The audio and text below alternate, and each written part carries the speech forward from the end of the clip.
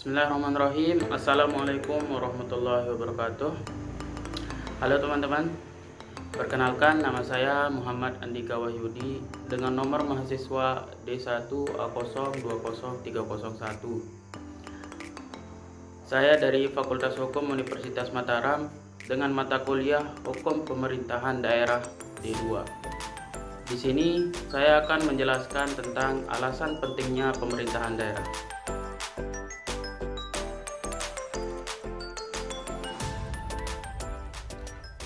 Dalam menjalankan tugas dan fungsinya, pemerintah pusat tidak dapat bekerja sendiri, melainkan membutuhkan dukungan dari pemerintah daerah, baik itu yang berupa mencakup pelaksanaan tugas pemerintahan tingkat provinsi, kabupaten, kota, kecamatan, kelurahan, RW hingga tingkat terkecil di wilayah RT. Kemudian pemerintah daerah juga memegang peranan yang cukup penting dalam penyelenggaraan pemerintahan di Republik Indonesia.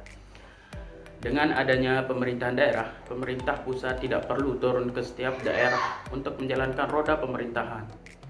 Selain itu, dengan adanya pemerintahan daerah, pemerintah memiliki aparatur yang dapat berada di tempat ketika dibutuhkan oleh masyarakat.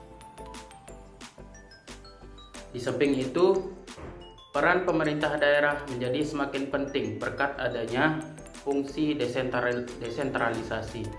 Dengan adanya fungsi desentralisasi ini, pemerintah pusat berharap bahwa pemerintah daerah tidak lagi bergantung pada pemerintahan pusat. Pemerintah daerah harus dapat mandiri, terutama dalam mengembangkan potensi yang dimiliki oleh masing-masing dari daerah tersebut.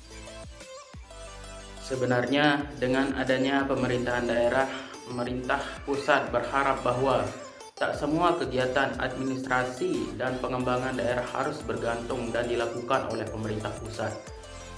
Jika pemerintah daerah bekerja dengan baik, seluruh daerah dapat berkembang dan tidak harus berhenti di situ karena menunggu tindakan dari pusat.